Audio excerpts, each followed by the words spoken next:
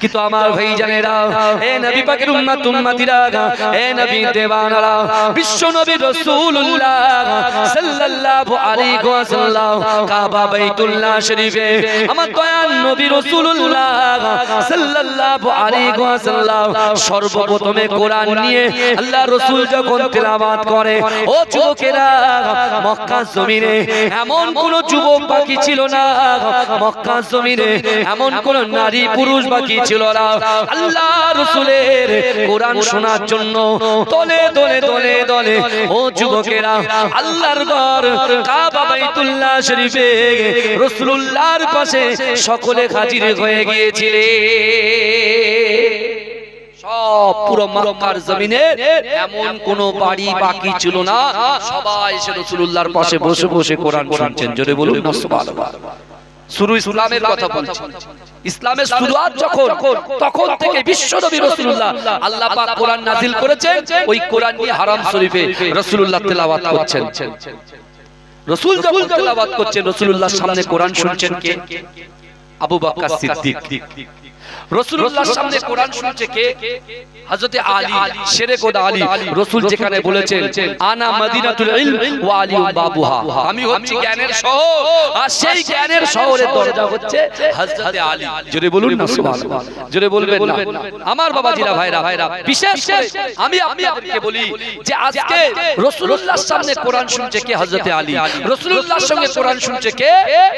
রাসূলুল্লাহর পালক পুত্র হযরত যায়েদ রাদিয়াল্লাহু তাআলা আনহু। জোরে বলবেন না। রাসূলুল্লাহর সামনে কোরআন শুনছে কে?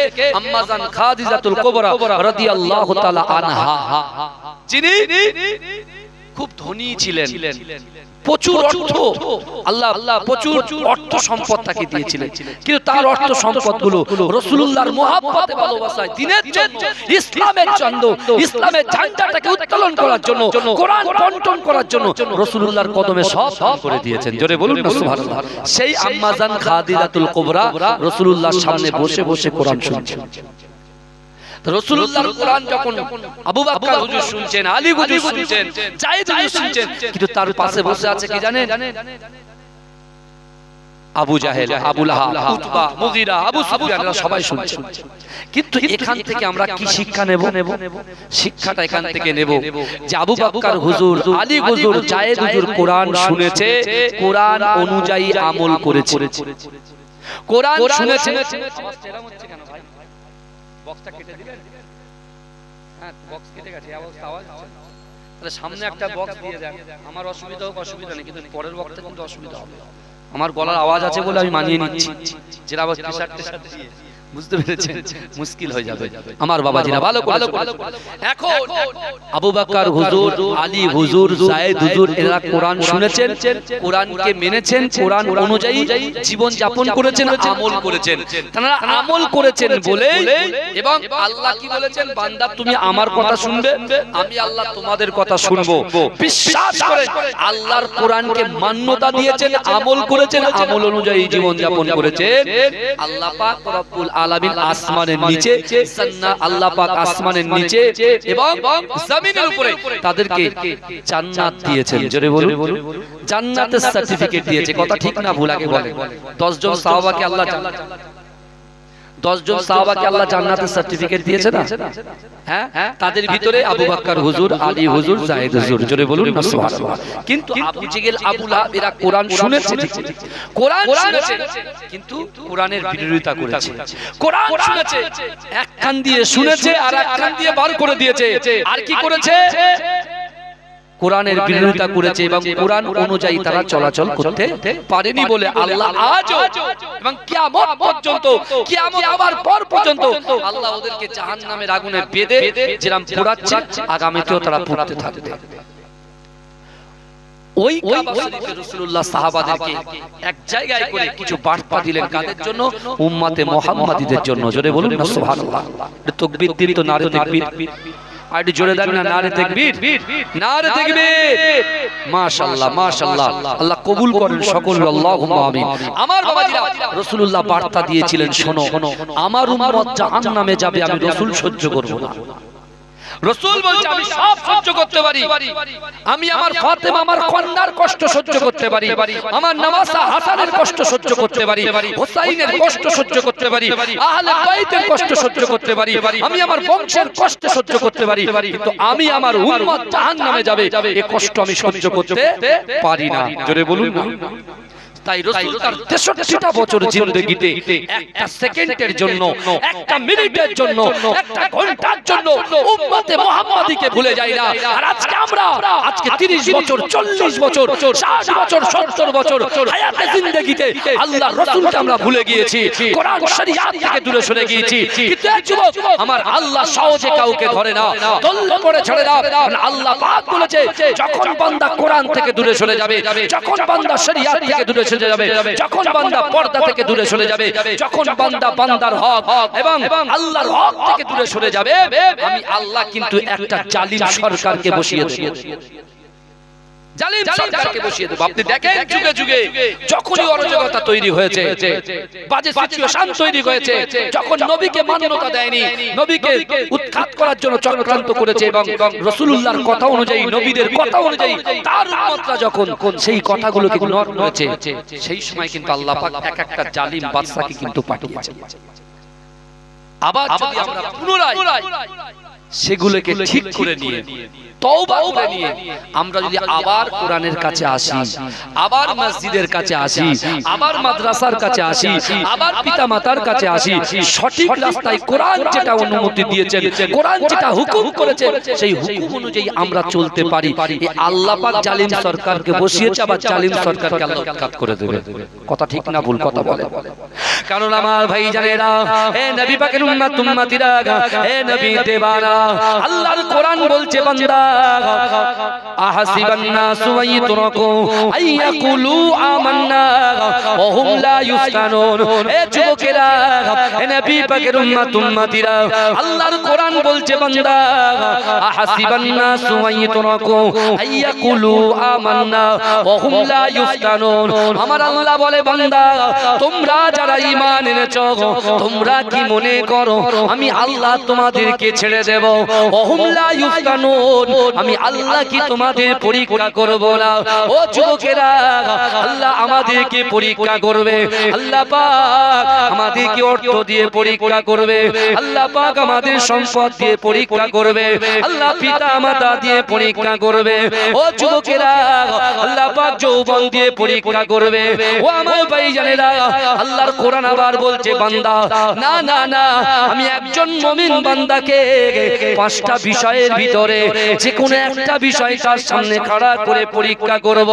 ও যুবকেরা, আল্লাহ পাক আপনার অন্তরে ভয় দিয়ে পরীক্ষা করবে, আল্লাহ আপনার অন্তরে রোগ দিয়ে পরীক্ষা করবে, আল্লাহ পাক আপনার ব্যবসাটাকে ক্ষতি করে পরীক্ষা করবে। এ যুবকেরা, আজ থেকে 1500 বছর আগে বিশ্বনবী রাসূলুল্লাহ সাল্লাল্লাহু আলাইহি ওয়াসাল্লাম যখন সাহাবাদেরকে নিয়ে এই আয়াতের ব্যাখ্যা করে দেয়, ও যুবকেরা, একজন সাহাবা দাঁড়িয়ে গিয়ে আল্লাহর রাসূলকে বলেছিলেন, ইয়া রাসূলুল্লাহ, ইয়া হাবিবাল্লাহ, হুজুর, আল্লাহ যদি বান্দাকে পরীক্ষা করে, আপনি তো বললেন ওহুম লা ইফতানুন, আল্লাহ পরীক্ষা করবে, আল্লাহ যদি বান্দা বান্দিকে পরীক্ষা করে, ইয়া রাসূলুল্লাহ, হাবিবাল্লাহ, আল্লাহর ওই পরীক্ষায় যদি বান্দা বান্দি উত্তীর্ণ হয়ে যায়, সফলতা অর্জন করে, ইয়া রাসূলুল্লাহ, হাবিবাল্লাহ, আল্লাহ পাক তাকে কি সাজা দেবে?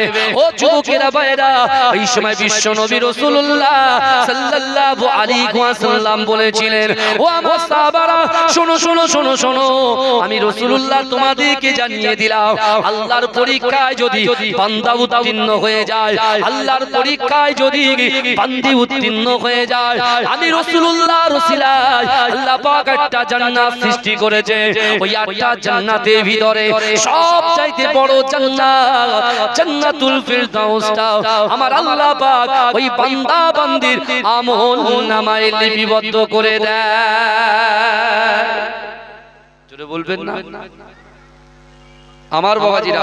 তাহলে দুনিয়ার সফলতা অর্জন করতে গেলে, আখিরাতের সফলতা অর্জন করতে গেলে কোরআনকে সামনে রাখতে হবে। কোরআনের বাইরে গেলে আপনাকে কিন্তু হোঁচট খেতে হবে, আপনাকে জলিল হতে হবে, বুঝতে পারছেন না, অপমানিত হতে হবে। আর যদি আপনি কোরআনকে সামনে রেখে কোরআন অনুযায়ী জীবন যাপন করেন, আল্লাহ আপনার সম্মানকে বৃদ্ধি করে দেবে, আল্লাহ আপনার রুজিতে বরকত দেবে, আল্লাহ আপনার বাড়িতে রহমত বর্ষণ করবে, আল্লাহ পাক আপনার শারীরিক গঠনকে আল্লাহ সুস্থ রাখবেন। জোরে বলুন না সুবহানাল্লাহ। জোরে বলা যাবে না? কিন্তু আমার ভাই জানেরা, হে নবী পাকের উম্মত উম্মতিরা, হে নবী দেবানারা, বিশ্ব নবী রাসূলুল্লাহ সাল্লাল্লাহু আলাইহি ওয়াসাল্লাম মক্কার জমিনে 13টা বছর জিন্দেগিতে আল্লাহ রাসূল এত কষ্ট সহ্য করেছে, এত আল্লাহর পাক রব্বুল আলামিনের নবী এত কষ্ট সহ্য করেছে, এত অত্যাচার সহ্য করেছে। ও যুবকেরা, বিশ্ব নবী মারার জন্য কত চক্রান্ত করা হয়েছে, কিন্তু না না না, আল্লাহ রাসূল জানেন, আমার আল্লাহ পাক পবিত্র কালামুল্লাহ শরীফের মধ্যে পরিষ্কার ভাবে জানিয়ে দিয়েছে, বান্দা মান কানা লিল্লাহ কানাল্লাহু লাহু। আমার আল্লাহ বলে বান্দা যে আমার হয়ে যাবে, আমি আল্লাহ পাক তার হয়ে যাব। জোরে বলেন না, আল্লাহ বলছে মান কানা লিল্লাহ কানাল্লাহু লাহু, যে ব্যক্তি আমার হয়ে যায় আমি আল্লাহ তার হয়ে যায়। জোরে বলুন না সুবহানাল্লাহ। রাসূলুল্লাহ আল্লাহ হয়ে গেছেন, আল্লাহ রাসূলুল্লাহর হয়ে গেছেন, বিপদ কাটিয়ে দিয়েছে সব সময়। কিন্তু বিশ্ব নবী রাসূলুল্লাহর একটাই টার্গেট ছিল যে আমার উম্মত কিভাবে জান্নাতে যাবে, আমার উম্মতি কিভাবে জান্নাতে যাবে, এটাই ছিল রাসূলুল্লাহর টার্গেট। বুঝতে পারছেন না? তাহলে জান্নাতি মানুষ কখনো মাথা গরম করে কথা বলেন না, মা বাপকে কষ্ট দেয়, বড়দেরকে অসম্মান করে কথা বলেন না, যাদের মাথা গরম তারা তো জান্নাতে যেতে পারবে না। মাথা ঠান্ডা রাখতে হবে, বুঝতে পেরেছেন? আমরা দুনিয়ার জন্য, চেয়ারের জন্য অনেক কিছু করি, কিন্তু আল্লাহ কোরআনে বলে দিলেন, কি বললেন? অহুম লা ইফতানুন। একটা আয়াতই আমাদের জন্য যথেষ্ট, একটা আয়াতই আমাদের জন্য যথেষ্ট। আপনার ইমাম সাহেব বসে আছে আমার পাশে, জুম্মার দিনে বায়ান শুনি, কত সুন্দর সুন্দর কথা বলে, বুঝতে পারছেন না? ওই কথাগুলোকে নিয়ে যদি অ্যাকসেপ্ট করে ক্যাচ করে যদি আমরা আমল করতে পারি, হয়ে গেল। কিন্তু আমার বাবা, আজকে আমরা এখান থেকে কি নিয়ে যাব? আমি আপনাকে বলছি, সেই 1500 বছর আগে কাবা বাইতুল্লাহ শরীফের সামনে আল্লাহর রাসূল আবু বকরকে সামনে রেখে বলেছিল, বাবা আবু বকর, আমি কোরআন থেকে 3টে দলিল দেব, 3টে আয়াত তেলাওয়াত করব, আর এই 3টে আয়াতকে সামনে রেখে আমার দুনিয়ার এক প্রান্ত থেকে অপর প্রান্ত থাকা উম্মত উম্মতিরা যদি এই 3টে আমলকে অ্যাকসেপ্ট করে, 3টে আমলকে গ্রহণ করে, আর এই আমল অনুযায়ী যদি জীবন যাপন করে, আমি রাসূল বলে যাচ্ছি, আমি জবান থেকে যে কথা বলি, আসমানের উপরে ওই কথাটাকে আমার আল্লাহ কবুল করে নেয়। জোরে বলুন, আসমানের উপরে আমার আল্লাহ এই কথাটাকে কবুল করে নেয়। অর্থাৎ যারা 3টে আমল মেনে চলবে, সেই উম্মতের দ্বারা, সেই নারী হোক, পুরুষ হোক, যুবক হোক আর যুবতী হোক, যেই হোক না কেন, তার দ্বারাই, আমার দ্বারাই, আপনার দ্বারাই, ভাইয়ের দ্বারাই, অন্য জনের দ্বারাই, রাসূলুল্লাহর উম্মতের দ্বারাই, নারী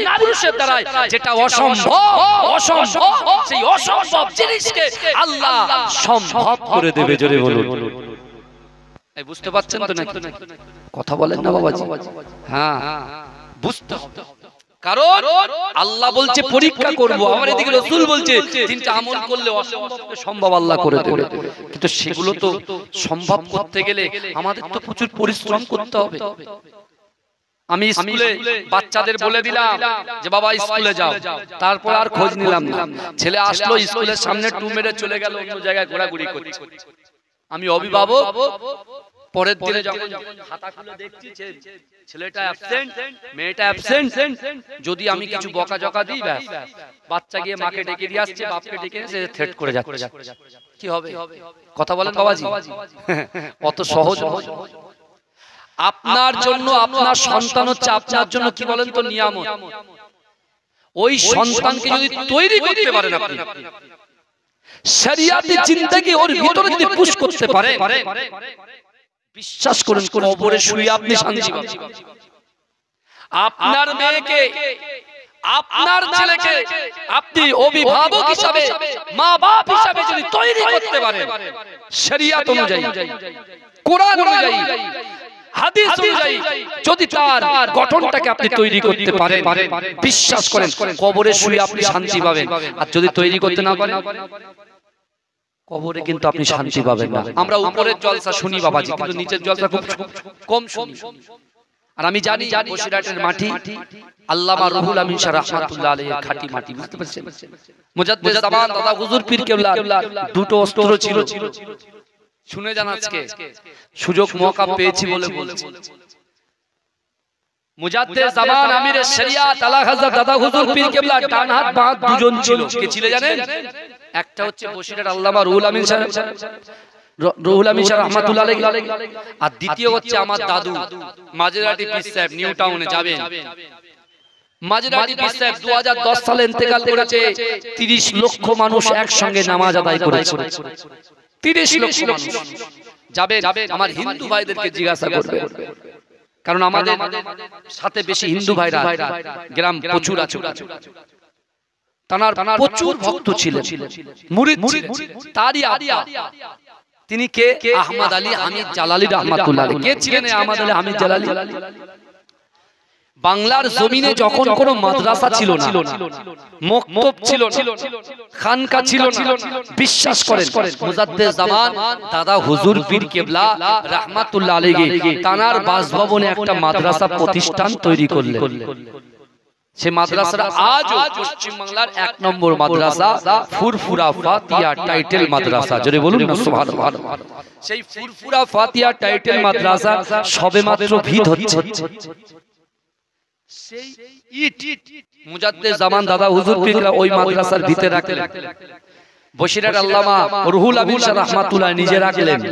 আমার পরদাদাও নিজে হাতে করে ইটটা ওই ভিতের জায়গায় দিলেন। জোরে বলুন না সুবহানাল্লাহ।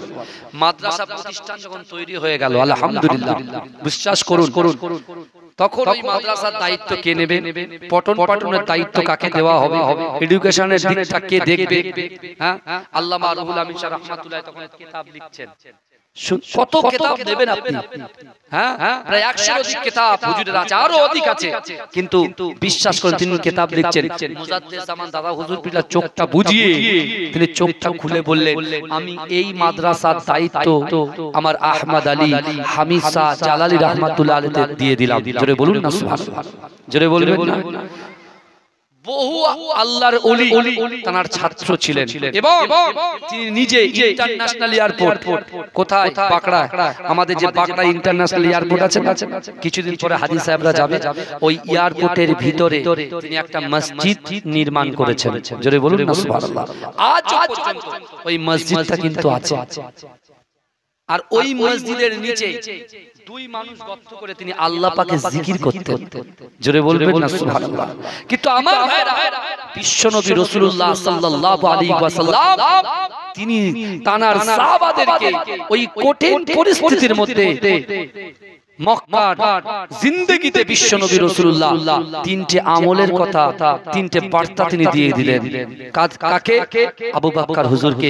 এবং বললেন, বাবা আবু বকর, এই কথাগুলো, এই কোরআনের 3টে আমলগুলো তুমি সব জায়গায় বন্টন করে দেবে, আমার আনেওয়ালা উম্মতিকে তোমরা জানিয়ে দেবে। যদি এটাকে অ্যাকসেপ্ট করে তার অসম্ভবকে সম্ভব করবে। জোরে বলুন না। আমার ভাইজানেরা, হে নবী পাকের উম্মতিরা, হে নবী দেবানারা, আল্লাহর কোরআন বলছে, বান্দা ইয়া আইয়ুহাল্লাযীনা আমানুত্তাকুল্লাহ ওয়া কুনু মা'আস সাদিকিন। হে যুবকেরা, বিশ্বনবী রাসূলুল্লাহ সাল্লাল্লাহু আলাইহি ওয়াসাল্লাম 1000 বছর আগে আবু বকর হুজুরের সামনে আল্লাহর রাসূল কোরআনের আয়াত তেলাওয়াত করে বলে দিলেন, ও বাবা আবু বকর, আল্লাহর কোরআন বলছে, বান্দা ওয়াত্তাকুল্লাহ ওয়াত্তাকুল্লাহ ওয়াত্তাকুল্লাহ, আমি আল্লাহ, আমাকে ভয় করো, আমি আল্লাহ, আমাকে ভয় করো। ও যুবকেরা, দ্বিতীয় নম্বর আয়াত তুলে দিলেন, কুল ইন কুনতুম তুহিব্বুনাল্লাহ ফাত্তাবিউনি ইউহিব্বুকুমুল্লাহ। আল্লাহ বলছে, হাবিব আপনি জানিয়ে দেন, আমার বান্দা বান্দিকে বলে দেন, আমি আল্লাহকে যারা ইত্তেবা করতে চায়, ভালোবাসতে চায়, আমাকে ভালোবাসার আগে আপনাকে যেন মহব্বত করে, আপনাকে কাকে যেন ভালোবাসে। ও যুবকেরা, বিশ্ব নবী রাসূলুল্লাহ সাল্লাল্লাহু আলাইহি ওয়াসাল্লাম বললেন, ও আমার সাহাবারা, এক নম্বর আমল আল্লাহকে ভয় করতে হবে, দ্বিতীয় নম্বর আমল রাসূলুল্লাহকে মহব্বত করতে হবে, তৃতীয় নম্বর কোরআন শরীফের ভিতরে 82টা জায়গায় আকিমুস সালাত, আকিমুস সালাত, আকিমুস সালাত, নামাজ নামাজ নামাজ এই কথা বলা হয়েছে। ও যুবকেরা, বিশ্ব নবী রাসূলুল্লাহ সাল্লাল্লাহু আলাইহি ওয়াসাল্লাম বলে দিলেন, হে আমার সাহাবারা শোনো শোনো, আমি রাসূলুল্লাহ তোমাদেরকে জানিয়ে দিলাম, যার ভিতরে আল্লাহর ভয় থাকবে, যার ভিতরে রাসূলুল্লাহর মহব্বত থাকবে, আর ওই নামাজের পাটিতে তার অন্তরের কথা, তার মনের কথা, তার ইচ্ছার কথা, তার আকাঙ্ক্ষার কথা, তার উদ্দেশ্যের কথা, তার সফলতার কথা যদি আল্লাহর কাছে শেয়ার করতে পারে, আল্লাহর কাছে বলতে পারে, আমার আল্লাহ বলে, বান্দা ওহুম লা ইফতানুন, আমি আল্লাহ পরীক্ষা করব, আমি আল্লাহ দেখে নেব, আমি আল্লাহ তো অন্তর্যামী। ও বান্দা, তুমি কোন নিয়ত নিয়ে জান্নাতে এসেছো আর কোন নিয়ত নিয়ে বাইরে ঘোরাফেরা করছো, সব কিছু আমি আল্লাহ অবগত আছি। না না না, আমি আল্লাহ পাক রব্বুল আলামিন তোমাদেরকে জানিয়ে দিলাম, রাসূলুল্লাহর এই বার্তা যদি তোমরা অ্যাকসেপ্ট করতে পারো, ও বান্দা, তোমার দ্বারাই যেটা অসম্ভব, এই অসম্ভব জিনিসগুলোকে আমি আল্লাহ পাক সম্ভব করে দেব। জোরে বলুন না সুবহানাল্লাহ। নারে তাকবীর, নারে তাকবীর। ইয়া নবী মুহাম্মদ, ইয়া রাসূল মুহাম্মদ, তুমি মোর সাফায়াত, তুমি মোর সাফায়াত, তুমি মোর সাফায়াত, তুমি মোর সাফায়াত। পেলে দিদার একটিবার তোমাকে খোদার কসম, কলিজা খুন দিয়ে তখন ধোয়াবো তোমার কদম। বয়স করুনি দেখেনি ভাঙে ইশকে সকল দাগাত, তুমি মোর সাফায়াত, তুমি মোর সাফায়াত, তুমি মোর সাফায়াত, তুমি মোর সাফায়াত। কোরআন দেখ 101, আল কোরআনে নবীর নাম দুটি কম, আল্লাহর নাম 99 গিয়ে থাম। কুসুম বিগিন দেখো ডিম, এর পাবে না কোনো স্বাগত। তুমি মোর সাফায়াত, তুমি মোর সাফায়াত, তুমি মোর সাফায়াত, তুমি মোর সাফায়াত। পেলে দিদার একটিবার তোমাকে খোদার কসম, কলিজা খুন দিয়ে তখন ধোয়াবো তোমার কদম। বয়স করুনি দেখেনি ভাঙে ইশকে সকল দাগত, তুমি মোর সাফায়াত, তুমি মোর সাফায়াত। আল্লাহুম্মা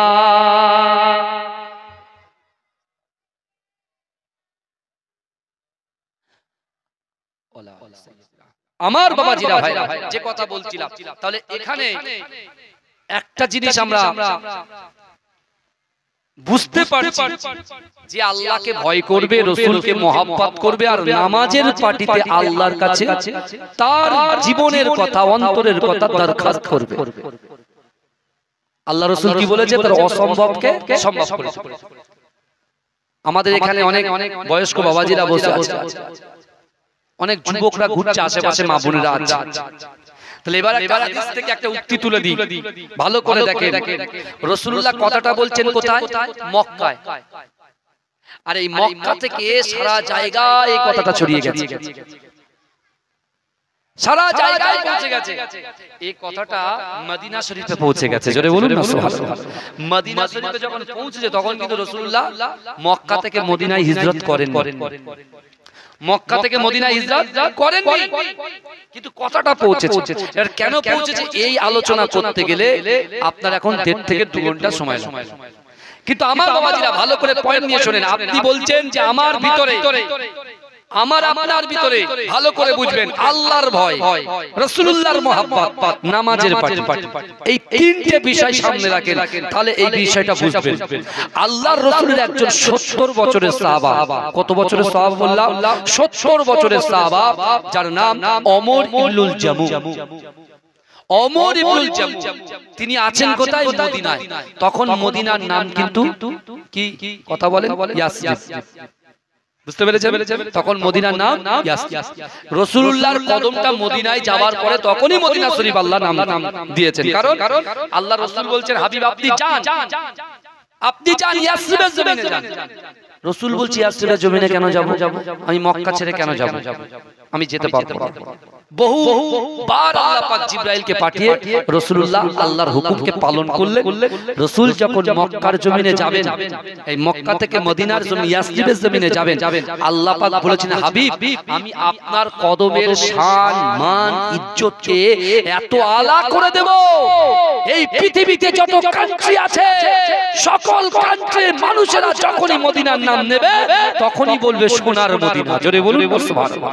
কারণ এই ইয়াসরিবের জমিনটা আমি আল্লাহ আপনার কদমের শান মান ইজ্জতকে এত বাড়িয়ে দেব, আপনার কদমটা শুধু ইয়াসরিবের জমিনে পড়বে, এই ইয়াসরিবের জমিনে পড়ার সাথে সাথে আমি আল্লাহ ইয়াসরিবের জমিনের নামটাকে চেঞ্জ করে দিয়ে মদিনা শরীফ বানিয়ে দেব। জোরে বলে।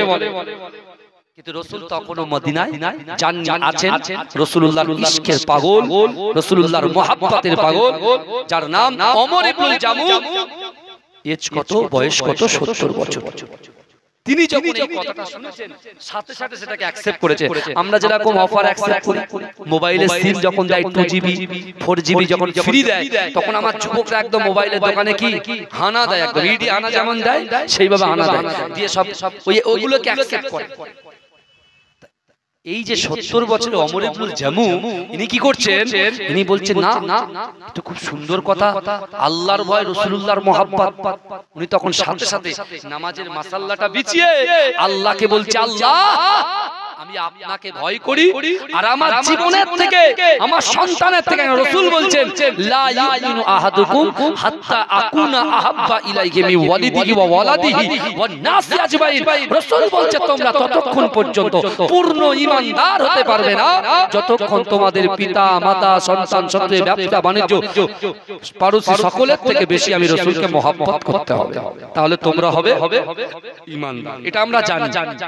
এবার আপনি রিয়ালাইজ করবেন যে আপনি কতটা আপনার নিজের জীবনের থেকে রাসূলকে ভালোবাসেন। এটা আপনার ব্যাপার, কারণ আমি তো আপনার অন্তরে ঢুকতে পারবো না, আপনি আমার অন্তরে ঢুকতে পারবেন। কিন্তু একটা কথা, আমরা যে গোচরে, বিশেষ করে আমরা যে অন্ধকারের ভিতরে যে গুনাহগুলো করে বেড়াচ্ছি, আপনি কি মনে করছেন আল্লাহ অবগত নয়? এই শুনেন না, আল্লাহ কি অবগত নয়? আল্লাহ কোরআনে বলছেন, বান্দা বিসমিল্লাহির রহমানির রহিম ফাআইনামা তুআল্লু ফাসাম্মা ওয়াজহু। আল্লাহ বলছেন ফাআইনামা তুআল্লু ফাসাম্মা ওয়াজহুল্লাহ। আল্লাহ বলছে, ও বান্দা শোনো, ও বান্দি শোনো, তোমরা যখন ডান দিকে তাকাও ওই ডান দিকে আমি আল্লাহ আছি, তোমরা যখন বাম দিকে তাকাও ওই বাম দিকে আমি আল্লাহ আছি, তোমরা যখন সামনে তাকাও সামনেও আমি আল্লাহ আছি। ও বান্দা তোমরা যখন পিছনে তাকাও পিছনেও আমি আল্লাহ আছি। জোরে বলে। কাকে নুকাবে না? হুজুরকে নিকাবে, পীর সাহেব পীরজাদা কথা বলেন না, কাউকে নুকাতে পারবে না, সব কিছু আল্লাহ জানেন। আল্লাহ আবার বললেন, নাহনু আকরাবু ইলাইহি মিন হাবলিল ওয়ারিদ। আল্লাহ কোরআনে বলেছেন, নাহনু আকরাবু ইলাইহি মিন হাবলিল ওয়ারিদ। ও বান্দা, ও বান্দি শোনো, আমি আল্লাহ তোমার দুটো করে চোখ দিয়েছি, হাত দিয়েছি, জবান দিয়েছি, ইজ্জত দিয়েছি, সম্মান দিয়েছি, যৌবন দিয়েছি, একটা বাড়ির সঙ্গে আরেকটা বাড়ি করার ক্ষমতা দিয়েছি, একটা দোকানের সঙ্গে আরেকটা দোকান করার ক্ষমতা দিয়েছি, একটা জমির সঙ্গে আরো কিছু জমি খরিদ করার ক্ষমতা আমি আল্লাহ তোমাকে দিয়েছি।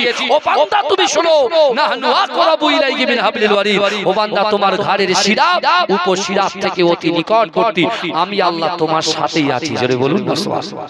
জোরে বলা যাবে? কারোর কোনো অসুবিধা হচ্ছে নাকি? এই অসুবিধা হচ্ছে না? আমার বাবাজিরা ভাইরা, যে কথা আমি বলছিলাম, এই ওমর ইবনুল জামু যিনি আছেন কোথায়? মদিনাতে। তার বয়স কত? 70 বছর। সেই 70 বছরের সাহাবা নামাজের মাসাল্লাটা বিছিয়ে আল্লাহকে বলছে, আল্লাহ আমি তো আপনাকে ভয় করি, রাসূলকে মুহাব্বত করি, আমার মনের খয়েশ, আমার মনের ইচ্ছা যে আমার 70 বছর বয়স হয়ে গেছে, অর্থাৎ যে কোনো মুহূর্তে মৃত্যু আমার সামনে দাঁড়াতে পারে। যতক্ষণ পর্যন্ত বিশ্বনবী মুস্তাফা মক্কা থেকে মদিনায় না আসবে আর আমি ওমর ইবনুল জামু রাসূলুল্লাহর হাতে হাত না দেব, ততক্ষণ পর্যন্ত মৃত্যু যেন আমার না হয়। জোরে বলুন না সুবহানাল্লাহ। প্রথম চাওয়া। দ্বিতীয় চাওয়া কি আছে? দ্বিতীয় চাওয়া আল্লাহ ইসলামের জন্য, ইসলামের ঝান্ডাটাকে, কলেমার ঝান্ডাটাকে উত্তোলনের জন্য, কোরআন বন্টনের জন্য রাসূল আজকে মদিনা থেকে অন্য জায়গায় যখন যাবেন, বিশ্ব নবীর সঙ্গে আমিও যাব। রাসূল যখন জিহাদে যাবে, রাসূল যখন কোন যুদ্ধে যাবে ইসলামের বিস্তারের জন্য, আমি ওমর ইবনুল জামু আমিও রাসূলুল্লাহর সঙ্গে যুদ্ধে অংশগ্রহণ করতে চাই। জোরে বলুন। 70 বছরের একজন রাসূল পাগল, রাসূলুল্লাহর ইসকে দিওয়ানার একজন ব্যক্তি, রাসূলুল্লাহ সাহাবা 70 বছর বয়সে তার তামান্না দেখেন, আল্লাহর কাছে কি দরখাস্ত করছে দেখেন যে আল্লাহ প্রথম রাসূলুল্লাহর হাতে হাত না দেওয়া পর্যন্ত মৃত্যু যেন না আসে। দ্বিতীয় নম্বর আমি ওমর ইবনুল জামু রাসূলুল্লাহর সঙ্গে জিহাদে যেতে চাই, যুদ্ধের ময়দানে যেতে চাই। আর যুদ্ধের ময়দানে গিয়ে তৃতীয় নম্বর আমার আরজু, আমি আপনার কাছে দরখাস্ত করছি আল্লাহ আমি ওই যুদ্ধের ময়দানে গিয়ে যেন শহীদ হয়ে যায়, আর আমার কবরটা যেন ওখানেই হয়ে যায়, আমার লাশটা যেন মদিনা ফিরে না আসে। জোরে বলবেন না, মদিনায় ফিরে না আসে। এখন বর্তমান সময় বুঝতে পেরেছেন, এখন কাকে আমরা ভয় করি বলেন তো ভাইজান? এমপি কে ভয় করব, এমএলএ কে ভয় করব, মেম্বার কে ভয় করব, কাকে ভয় করব? কথা বলেন বাবাজি, কথা বলবেন না। আরে আল্লাহকে ভয় করতে হবে তো, কোরআনকে সামনে রেখে বলছি তো। আল্লাহ বললে ওয়াত্তাকুল্লাহ, আমাকে ভয় করো। তাহলে আপনার ভিতরে, আপনার কলিজার ভিতরে, আপনার কলবের ভিতরে যদি আল্লাহকে ভয় করতে পারে তাহলে কি হবে? আল্লাহ আপনার কথা শুনবে, আমার কথা শুনবে, আপনার কথা শুনবে। এবার ওমর ইবনুল জামু এই তিনটে দরখাস্ত করলেন। কটা? তিনটে। কটা? তিনটে দরখাস্ত করলেন। কার কাছে? আল্লাহর কাছে। ওমর ইবনুল জামু প্রথম দরখাস্ত করলেন কি করেছেন বলেন? এক নাম্বার, রাসূল যতদিন মক্কা থেকে মদিনায় না আসবে, রাসূলুল্লাহর সাথে সাক্ষাৎ না হবে, রাসূলুল্লাহর হাতে হাত না দেব, ততক্ষণ পর্যন্ত আমার মৃত্যু যেন না ঘটে। এক নাম্বার। দ্বিতীয় নম্বর, রাসূলুল্লাহর সঙ্গে জিহাদে যাব। তৃতীয় নম্বর, সেখানে আমি শহীদ হব, আর সেখানে যেন আমার কবরটা হয়ে যায়। কিন্তু আমার ভাই জানেরা, এ নবী পাকের উম্মত উম্মতিরা, এ নবী দেবানারা, ওমর ইবনুল জামু নামাজের মাসাল্লায় বসে আল্লাহর কাছে জিকির করে, আল্লাহর জিকির করে। ও যুবকেরা, নামাজ আদায় করে। ও আমার ভাই জানেরা, তিনি বাড়িতে বসে বসে বসে বসে কোরআন তেলাওয়াত করে। কিন্তু না না না, দিন চলে যায়, দিন এগিয়ে যায়, দিন এগিয়ে যায়, রাত আসে দিন যায়, দিন আসে রাত যায়। ও যুবকেরা, বিশ্ব নবী রাসূলুল্লাহ সাল্লাল্লাহু আলাইহি ওয়াসাল্লাম মক্কার জমিনে আছেন, আর ওমর ইবনুল জামু মদিনার জমিনে আছে। ও যুবকেরা, একদিন আল্লাহ পাক জিবরাইলকে বললেন, ও জিবরাইল চলে যাও, চলে যাও, আর মক্কায় থাকতে হবে না, আর মক্কায় আমার রাসূলুল্লাহকে থাকতে হবে না। দারুন নাদুয়াতে বসে আমার রাসূলুল্লাহকে মারার চক্রান্ত করে। আমি আল্লাহ পাক রব্বুল আলামিন আবু জেহেল, আবু লাহাব, উতবা, মুগীরা, আবু সুফিয়ানদেরকে বলি, না না না, তোরা আমার হাবিবুল্লাহকে আসমানের নিচে জমিনের উপরে মারার প্ল্যান করিস, আর আমি আল্লাহ পাক আমার হাবিবুল্লাহকে বাঁচানোর জন্য আসমানে প্ল্যান করি। জোরে বলুন। রাসূলকে মারার প্ল্যান তৈরি হয়ে গেছে, বুঝতে পেরেছেন? আল্লাহ পাক কি করলেন? জিবরাইলকে দিয়ে খবরটা দিয়ে রাসূলুল্লাহকে মক্কা থেকে মদিনায় হিজরত করতে বললেন। জোরে বলুন না সুবহানাল্লাহ। অনেক কথা কিন্তু সংক্ষিপ্ত। কিন্তু আমার ভাই জানেরা, হে নবী পাকের উম্মত উম্মতিরা, হে নবী দেওয়ানারা, ওদিক থেকে মদিনাবাসীরা আমার দয়ার নবী মুস্তাফাকে ইস্তেকবাল করার জন্য, স্বাগতম করার জন্য, হে যুবকেরা, বাচ্চা বাচ্চা যুবকগুলো বলেন, তলাল বদরু আলাইনা মিন সানিয়াতিল বাদাই ওয়াজাবা শুকরু আলাইনা মাদা লিল্লাহি দাই। কিন্তু যুবকেরা, হাদিস শরীফের মধ্যে এসেছে ওই ওমর ইবনুল জামু ছিল খোঁড়া, তার এক পা ছিল না।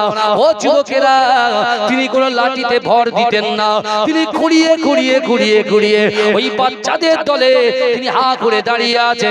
বিশ্ব নবী রাসূলুল্লাহ সাল্লাল্লাহু আলাইহি ওয়াসাল্লাম যখন মদিনার জমিনে কদম রাখলেন, ওমর ইবনুল জামু ছুটে গিয়ে আল্লাহর রাসূলের হাতটা ধরে বললেন, ওগো রব্বুল আলামিন আল্লাহ, আপনি ওমর ইবনুল জামুর একটা দরখাস্তকে মঞ্জুর করে নিয়েছে।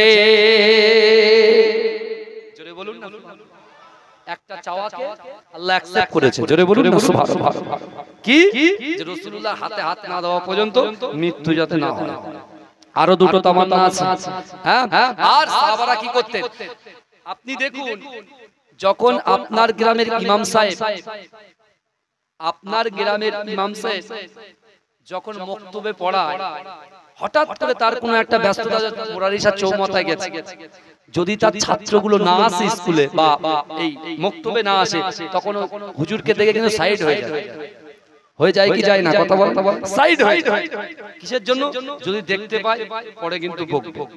ধরেন আমি একজন শিক্ষক, আমার ভাই একজন শিক্ষক, একজন ছাত্র ছাত্রী যখন স্কুলে উপস্থিত হলো না, তখন যদি আমি বাইরে বেরিয়ে যখন আমাকে দেখে, ওরা কি হয়, সাইড হয়ে যায় না, সাইড হয়ে যায়। তা বিশ্বনবী রাসূলুল্লাহকে যারা মহব্বত করতেন, সত্যিকারের ভালোবাসা, আজকে সবাই আমাকে ভালোবাসে, আমি ভালোবাসি, কে বলে রাকিব স্যারকে ভালোবাসি, আমি মমতাজুল স্যারকে ভালোবাসি, কিন্তু আমার ভাইরা ভালোবাসাটা তখনই ভালো লাগবে যখনই তারা পড়াশোনার সঙ্গে কি সম্পর্কটা ভালো রাখে, তাই না? যে পড়াটা দেওয়া হবে সেই পড়াটা সে অ্যাকসেপ্ট করবে এবং সে পড়াটা সে পড়া করে আনবে, তখন ভালো লাগবে। তা বিশ্বনবী রাসূল সাল্লাল্লাহু আলাইহি ওয়াসাল্লামকে যারা মহব্বত করতেন, সত্যিকারের মহব্বত করতেন, ওরা সারাক্ষণ মসজিদে নববীতে নামাজ আদায় করে রাসূল যখন বলতে যাও তোমরা বাড়িতে যাও, তোমার স্ত্রীর হক আছে, তোমার সন্তান হক আছে, যাও বাড়ি চলে যাও, মসজিদে নববীতে তোমরা এখন ওয়েট করবে কেন, যাও। ওরা কি করতেন জানেন? রাসূল হঠাৎ করে যদি কোনো যুদ্ধে চলে যায়, একা একা চলে যাবে। রাসূল যদি কোনো জিহাদে যায়, কোথাও দিন প্রচার করতে যায়, রাসূল একা একা চলে যাবে। আর রাসূল একা যাবে, এটা তো সাহাবারা মেনে নিতে পারে না। তাই রাসূল যখন বলতেন, রাসূলুল্লাহ সামনে দিয়ে ঘুরে গিয়ে ঠিক পিছনে গিয়ে চুপচাপ বসে থাকতেন যুদ্ধে যাওয়ার জন্য। ইসলামের দাওয়াত দেওয়ার জন্য রাসূল নিয়ে যাবে না, রাসূল একা যাবে। তার মায়ের হক আছে, তার বাপের হক আছে, বুঝতে পারছেন? বিশ্বনবীর সাহাবারা তখন কি করতেন? সব চুপচাপ লুকিয়ে গুটিসুটি হয়ে এক জায়গায় বসে থাকতেন। তো হঠাৎ করে বিশ্বনবী রাসূলুল্লাহ বলছেন যে আমি বদরের যুদ্ধে যাব। কে আছো? আমি বদরের যুদ্ধে যাব। রাসূল যেই বদরের যুদ্ধে যাওয়ার কথা বললেন, ওই যে সাহাবা ওমর ইবনুল জামু এক পা ঘোড়া ঘুরিয়ে ঘুরিয়ে রাসূলুল্লাহর কাছে হাজির। বলে তুমি জানলে কি করে? বলে ইয়া রাসূলুল্লাহ, আমার মনে তামান্না আছে, নিয়ত আশা আকাঙ্ক্ষা করে রেখেছি আল্লাহর কাছে, আমি আপনার সঙ্গে ওই বদরের যুদ্ধে যেতে যেতে বদরের যুদ্ধে। রাসূল বলছে তোমার শরীর অসুস্থ, তুমি খোড়া মানুষ, যখন যুদ্ধ হবে, জিহাদ হবে, কে খোড়া, কার হাত নেই, কার পা নেই, কেউ তো দেখবে না। দেখবে কি, কথা বলেন, সামনাসামনি দেখবে? দেখবে না। রাসূল তখন বলে না, তোমাকে যেতে হবে না বাবা, তুমি মদিনাতে থাকো। যেই বলেছে, দেখেন আমরা কিন্তু অসন্তুষ্ট হয়ে যাই। বাড়ির অভিভাবক গার্জিয়ান যখন কথা বলে, তখন আমি ছাত্র হিসেবে আমি কিন্তু অসন্তুষ্ট হয়ে যাই। মাস্টার যখন বকে, ছাত্ররা অসন্তুষ্ট হয়ে যায়, কিন্তু না, তাদের ভালোর জন্য। কিন্তু কি দেখেন, ওমর ইবনুল জামু তিনি যে এত বড় নিয়ত করে রেখেছেন, রাসূল বলছে তোমাকে যেতে হবে না। ওমর ইবনুল জামু রাসূলুল্লাহর এই কথাটা শুনে একটাও বাক্য লাভ করলেন না, ডাইরেক্ট তিনি চলে আসলেন কোথায়? মসজিদে নববীতে। এসে নিজে নামাজের কাতারে, নামাজের পাটিতে দাঁড়িয়ে আল্লাহর কাছে ক্রন্দন শুরু করে দিলেন, আল্লাহ আপনি যদি চান তাহলে রাসূলুল্লাহ নিয়ে যাবেন, আপনি যদি চান তাহলে রাসূলুল্লাহ আমাকে নিয়ে যাবেন, আপনি চান না তাই রাসূলুল্লাহ নিয়ে যান না। আল্লাহ আপনি বলেছেন উদউনি ওয়াস্তাজিব লাকুম, বান্দা তোমরা আমার কাছে চাও, আপনি বলেছেন লা তাকনাতু বিরহমাতিল্লাহ, আমার রহমত থেকে নিরাশ হয়ে যেও না। আল্লাহ আপনি তো বলেছেন বান্দা তোমরা আমার কাছেই চাইবে। আমি ওমর ইবনুল জামু, আমি একজন খোড়া, আমি আপনাকে চাই যে আপনি আমাকে অ্যাকসেপ্ট করুন। আল্লাহ আমার দোয়াটা কবুল করে আমার রাসূলুল্লাহ সাল্লাল্লাহু আলাইহি ওয়াসাল্লাম এবারটা আমাকে নিয়ে গেল না, কিন্তু আগামী বারে রাসূল যখন কোন যুদ্ধে যাবে, রাসূল যখন কোন জিহাদে যাবে, আমাকে যেন সঙ্গে করে নিয়ে যায়। জোরে বলুন না তাকবীর, দান নারে তাকবীর, নারে তাকবীর, মাসলাকে মুজাদ্দিদ জামান।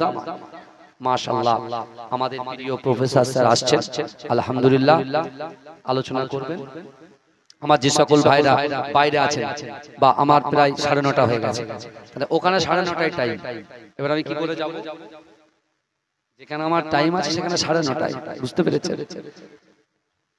যাই হোক, কিছু কথা আলোচনা করলাম আপনাদের সাথে।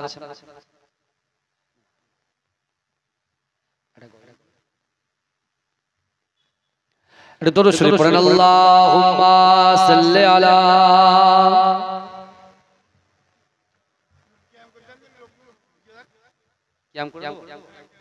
আসলে একটু সালাম পড়ে নি ইয়া নবী সালামো